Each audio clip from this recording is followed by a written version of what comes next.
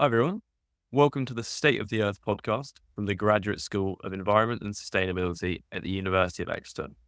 I'm Mark, a third-year environmental science student. And I'm Sophie, a postgraduate student studying sustainable business management on the environment pathway. Today, we're excited to welcome Dr. Maike Hamann, a sustainability scientist who examines the interplay between nature and human well-being through a socio-ecological systems lens. Her research focuses on the impact of socio-economic inequalities on people-nature relationships, the role of informality in urban resilience, and the use of creative futuring methods to envision more just and sustainable futures. Recently, she has focused on how nature in urban environments benefits residents, particularly in the context of climate change. Thank you so much for joining us. Thank you for having me. Nice to be here. So I'll start with the first question, Maike. So can I just ask you, what initially inspired your interest in urban nature in your work? Well, I come from a background of studying conservation biology when I did my master's at the University of Cape Town in South Africa. And so my career was kind of going down this road of thinking about nature conservation in sort of pristine wilderness areas. I was thinking a lot about protected areas and things like that, especially having spent a lot of my life in Southern Africa. I was always really interested in nature and protecting nature. And I did this course at the University of Cape Town, this master's course, which was really quite eye-opening because it took the narrative of nature protection beyond sort of that putting a fence around things is the best way to go, to kind of really thinking about nature conservation in terms of social ecological systems and the importance of people and nature relationships.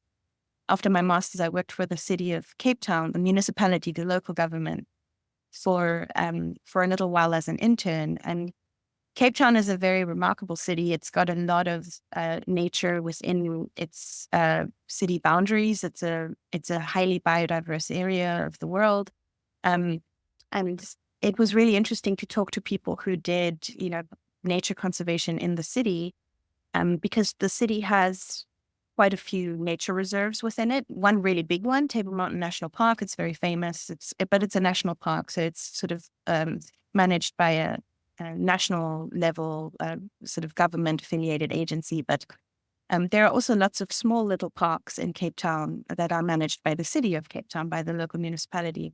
And I was, I kind of wasn't really understanding in a way the value of these small little parks, and that sometimes you really, having to survive against quite considerable odds in a rapidly developing, growing city like Cape Town, until, one of the environmental managers, the biodiversity manager in the city, said to us, if you consider that for most people in the city of Cape Town, which, there is a large population in Cape Town that, lives in informal settlements, low income kind of situations, and they don't, they're not ever going to go on holiday to, some fancy national park, thousands of kilometers away, or, let alone fly somewhere, or,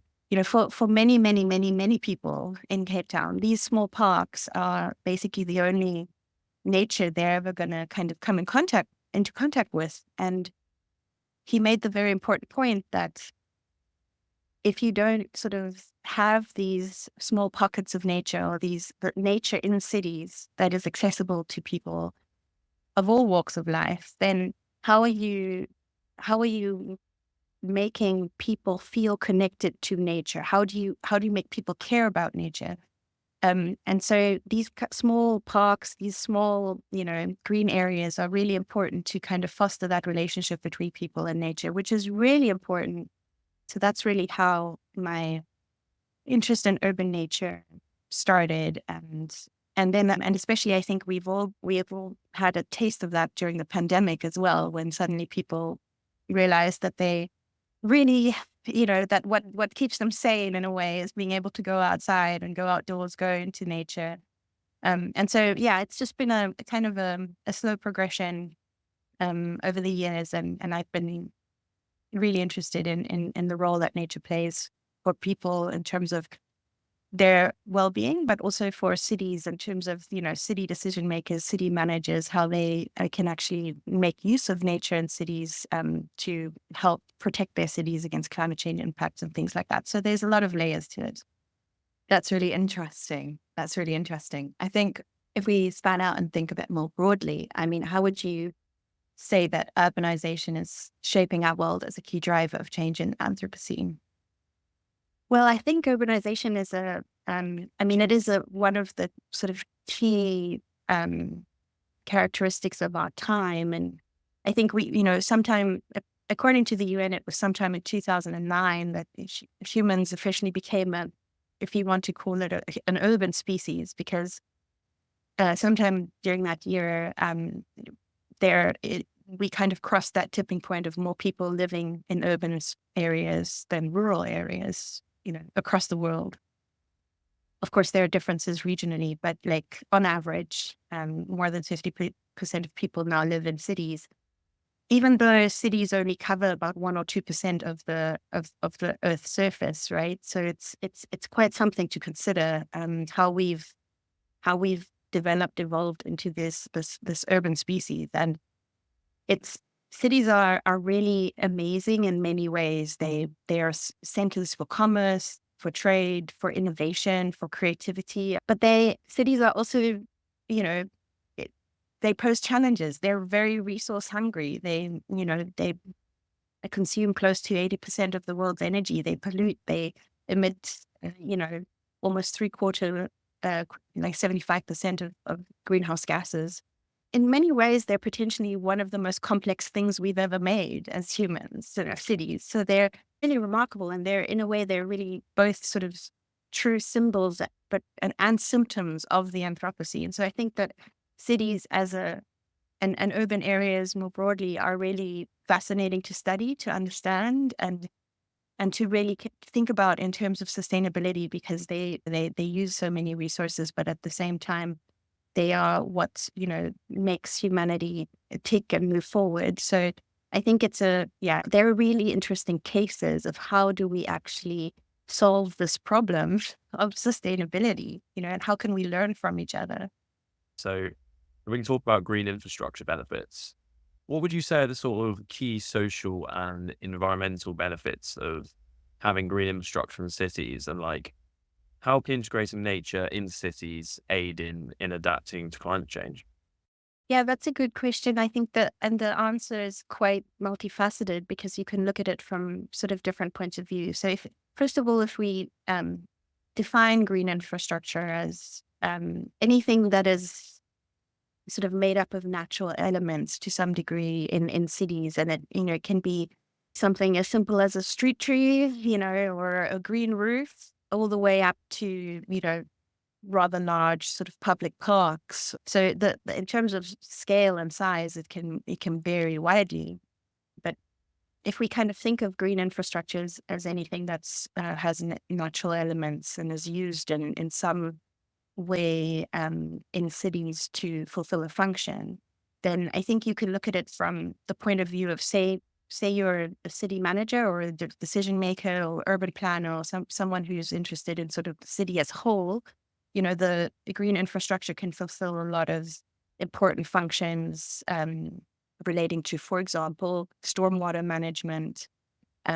So this is one in some parts of the world that's like really a key function that people care about when it comes to green infrastructure, and sort of historically where a lot of the work around green infrastructure comes from is basically trying to help slow down water that, especially, falls through precipitation in cities, but also help infiltration into groundwater, and just really assist with stormwater management. And, of course, storms and increased sort of severity and frequency of storms is one of the things that we can expect under climate change. So green infrastructure in that regard becomes quite an important consideration, especially because if you think about green infrastructure as an alternative to quote unquote gray infrastructure, you can sort of start to see that a lot of, especially stormwater management, gray infrastructure can be quite,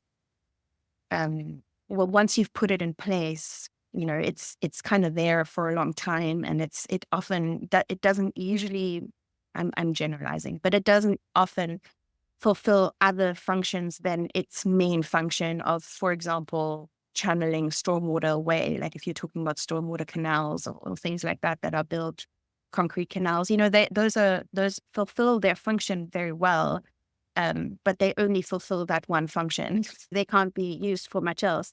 Whereas I think the point about green infrastructure is that if instead of putting in a stormwater canal, for example, or if you have space for wetlands or retention ponds or park-like areas where water can infiltrate the ground and be removed from the system in that way, then those areas also provide lots of other benefits to urban residents, potentially to biodiversity, to other things that green spaces and vegetation do, such as, for example, purifying air or keeping temperature down. Like those are, so apart from stormwater management, there are some key, if you want to call them ecosystem services, that green infrastructure provides, like the reduction of heat, which also heat obviously in urban areas, also under climate change, is a great concern in some parts of the world more than others, but urban heat is a particular problem which green infrastructure can help with.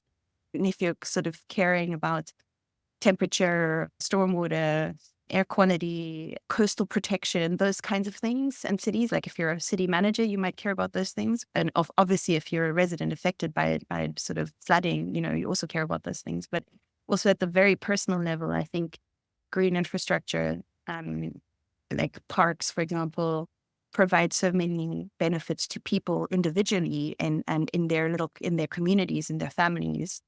You've started to explore some of the benefits that are delivered by green infrastructure, but thinking more broadly about nature and cities, how can they improve sustainability, resilience, and equity, but also thinking about where green infrastructure and nature is being located, how does that impact different groups of people? Yeah, that's a very important consideration. More generally, if we take a step back, all of the things I've just described in terms of benefits of green infrastructure, especially when it comes to things like stormwater management or heat management, those are all key resilience features, that resilience enhancing features of green infrastructure. And if we think of resilience as an ability to bounce back, so that was potentially a slightly older way of looking at it. And now resilience is considered more the ability to adapt to change. And even more than that, not just the ability to adapt, but also the ability to really even thrive and transform in the face of change. So really kind of not just bouncing back to what used to be, but like how can we sort of in the face of change, in the face of these rather quite severe kind of climate change related, global change related challenges. And so if resilience is about that, then, green infrastructure, nature and cities can, for all the reasons mentioned before, really help to enhance resilience in cities, because it provides all these, benefits, but also just alluding a little bit to some of the points I was making before with in terms of an alternative to gray infrastructure and some of the drawbacks of gray infrastructure potentially being a kind of a lock-in almost, that you might get yourself in if you're going to put in some, rather often quite large sort of gray infrastructure installations or interventions of some kind, whether there's be these big stormwater canals or seawalls or, some kind of like big protective infrastructure, you kind of locking yourself into that being there for decades. So resilience is about sort of keeping options open. It's also about sort of these co-benefits that I was mentioning. It's about sort of putting in solutions that aren't just, sorting out one problem, but that potentially are offering you solutions to multiple problems. And, so that's kind of some of the ways in which green infrastructure can, enhance sustainability and resilience in cities more generally. But I think the equity dimension that you brought up is really, really key. And there's been a lot of very important research for a long time, even in the environmental justice sort of community, but also just more broadly recently in sustainability science around the importance of considering the justice and equity of green infrastructure and how definitely across the world, the benefits of green infrastructure, the benefits of nature and cities are unequally distributed. It's just if you look at cities around the world, the tendency is, generally speaking, that there is less green infrastructure, less green in parts of the city where incomes are lower. And often that's also linked to, racial disparities. That's linked to other kinds of inequities, socioeconomic inequalities. So it's really important to consider that if you, in order to enhance the well-being of all people in the city, what do you, where are you putting green infrastructure? How can you enhance green infrastructure that's already there? And so you're not just kind of reinforcing existing inequities. It's a really tricky thing that cities are dealing with. There's a lot of really good learning that's been happening over the past few decades about how do you actually, if you're thinking about putting in a green infrastructure intervention, such as a park, for example, in an area, there is a lot of things to consider, not just in terms of like what can that park do for the city, like in terms of all the sort of climate change adaptation benefits I was just mentioning, and what is it potentially going to do to the residents of that area? Because what can happen is that you put in some kind of a park, for example, and that seems like a great idea, but what it does is it leads to something called green gentrification, or climate gentrification. It depends a little bit on the term, but basically what can happen is that because of this new amenity, this park being added to a neighborhood, it can increase sort of prices of property in the area. It can increase rents. And so you can end up excluding or even displacing people who've lived there all their lives because now suddenly it's become too expensive to stay there. So it's a really tricky thing to think through. And so, more and more there's a lot of guidance also for cities out there in terms of how do you actually, make sure that kind of thing doesn't happen, and there are things you can do. I mean, there's rent control or whatever other, policies of mixed housing and et cetera that you can kind of put into place, but it's something that you have to be aware of when you consider green infrastructure as part of your portfolio of solutions to enhancing resilience in cities. So it's super interesting, actually, learning more about the all the benefits of green infrastructure, but also the considerations that go behind it. Because you naturally assume just having green infrastructure would be so fantastic for a Right. city, but sort of hearing about the considerations is really, really interesting. So, talking about all those benefits, are there all sort of some key models or narratives of city design that's currently shaping urban development at the moment? Yeah, that's a good question. There are a lot of different ways in which people think about urban development and sort of trying to, address the sustainability crisis in ways of, using urban planning potentially to address some of the challenges. And I think probably our listeners have heard of different models or ideas out there, like the compact city or the 15-minute city or the smart city, or what else do we have? We have the eco city, the sponge city. There's lots of these ideas out there that are being taken up in, to varying degrees by, local governments around the world, and for various reasons. But I think one of the things that we have to consider with all of these models, is that one solution is unlikely to solve all our problems. And so some of the models are actually really interesting to consider as sort of alternatives in terms of when we're talking about nature and cities. So, for example, the compact city, right? The compact city implies quite high residential population density. It implies that everything you need is very close by. You can walk or bike, to whatever you need, whether that be shops or hospital or education. Everything is sort of very close by where you live.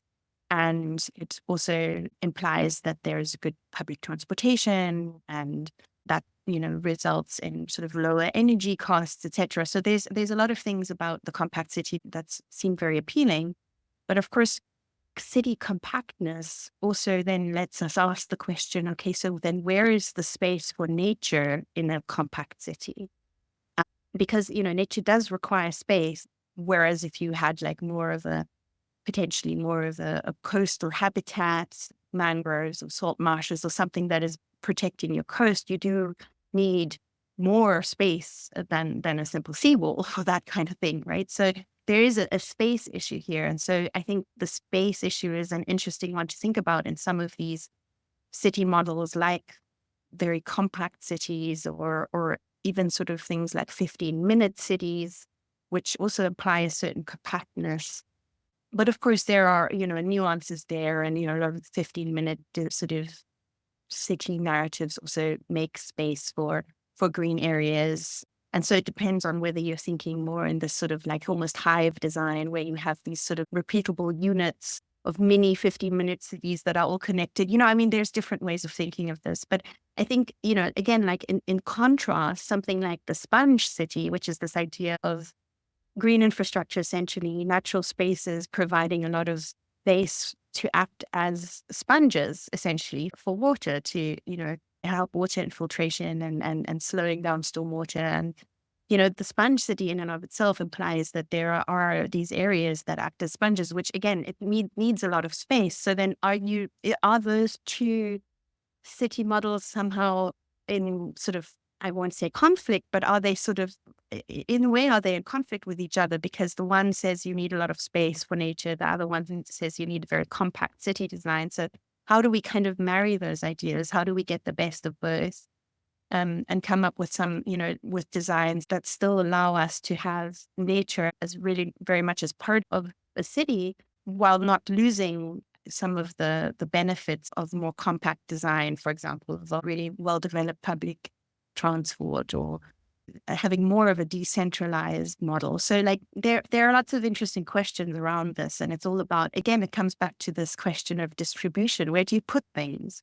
Where do you put things in a way that is equitable, I think that's why thinking about city models is really interesting, but I think it's important also to not get too hung up on any one of them. One model does not apply to all, Yeah, that's really interesting, understanding the importance of not necessarily ruling out one model over the other, but actually remembering that it's all about the context and the environment.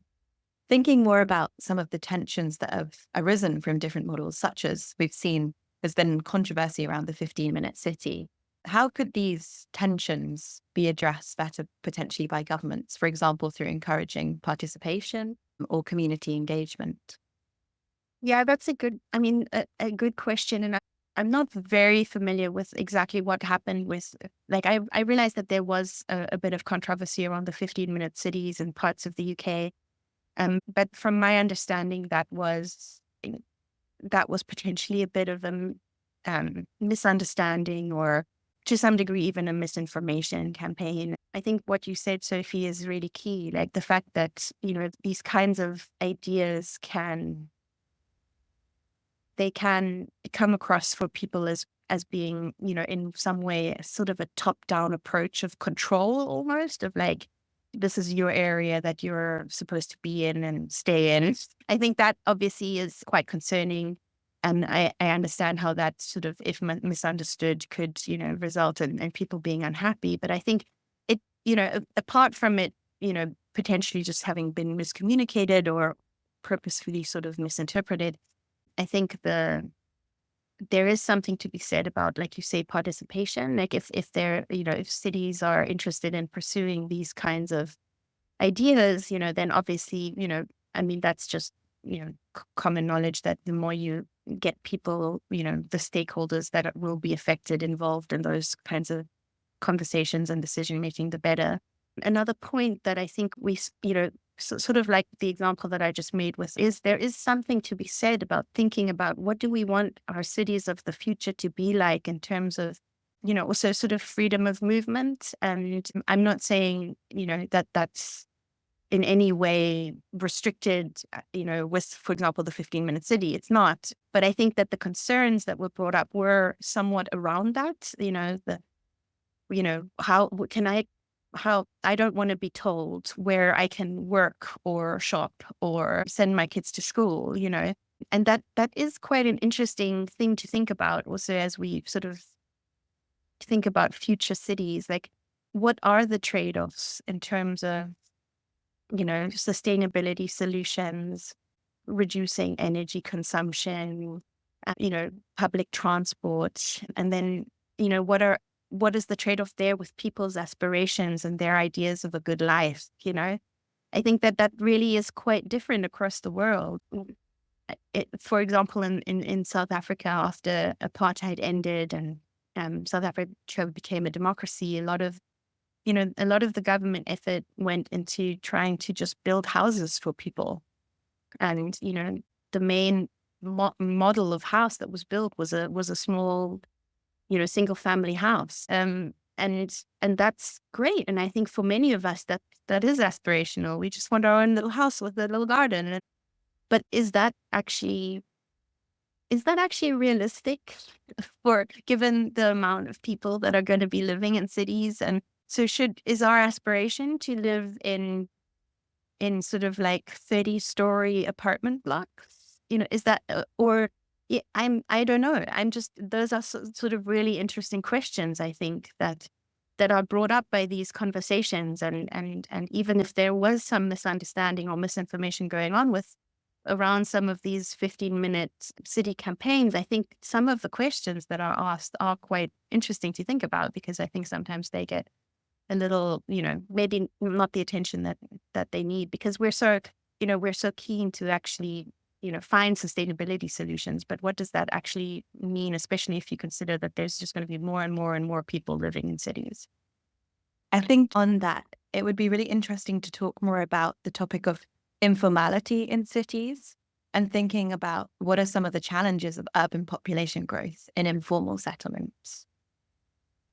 Yeah, I think, a lot of what we've talked about so far has been, pretty centered around global north cities, if you will.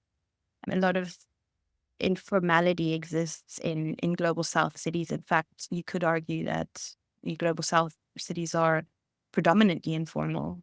These sort of terms I'm using, global north and global south, are in themselves somewhat problematic, but I am using them as a bit of a shorthand at the moment. But in the global north, I think we are also seeing more and more informality and sort of changing character of cities as they grow. But yes, predominantly to say that in the global south, informality is a very big deal. And just even the world over, almost 25% of the world's urban population actually live in informal settlements. So that's more than 1 billion people live in informal settlements in cities around the world.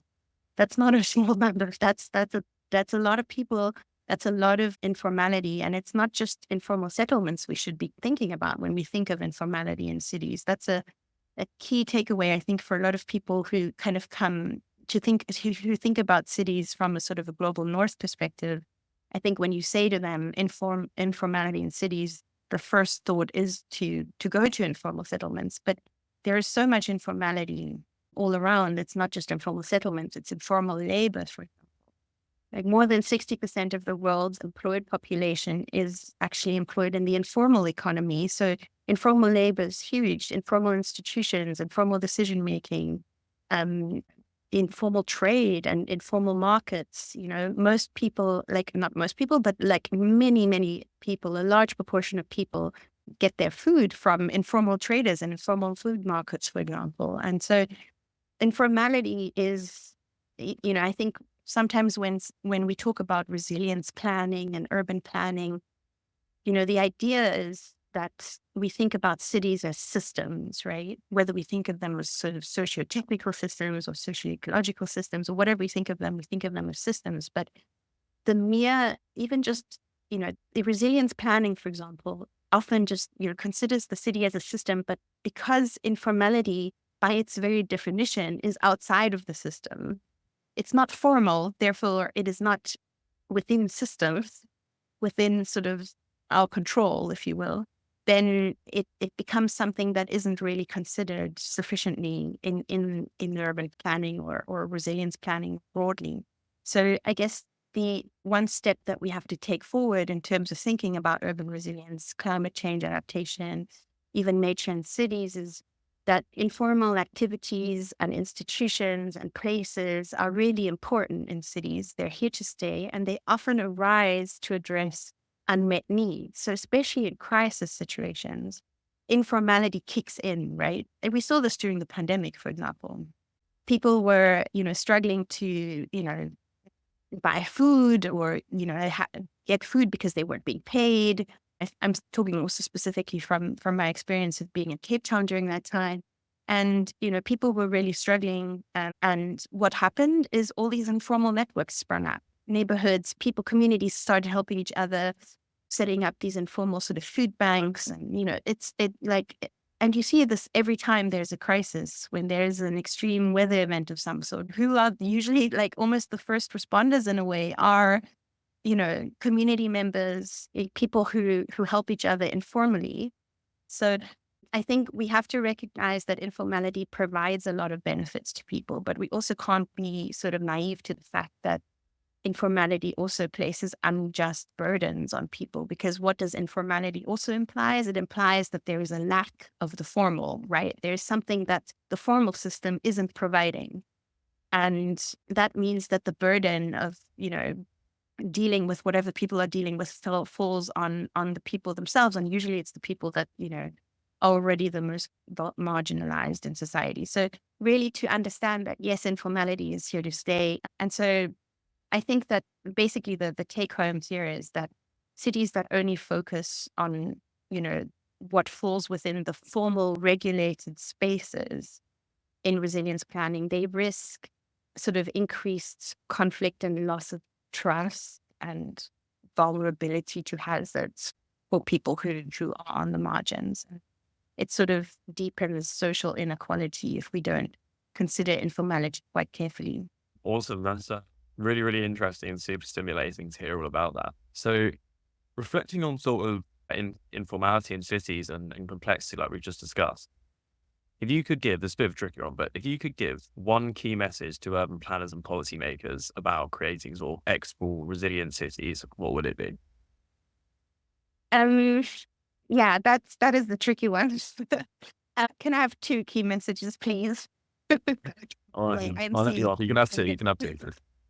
I'm being a bit cheeky. Okay, I'm gonna make it two because I think we talked about two sort of key issues. One being nature in cities. So what I would say is, consider the value of nature to your city and its residents, and really the key role that it plays in enhancing, not just the aesthetics of a city, but key functions that help build resilience to climate change and also improve the lives and well-being of urban residents. So so that would be my first key message. Like, consider the value of nature, consider what it can do for you and for your residents.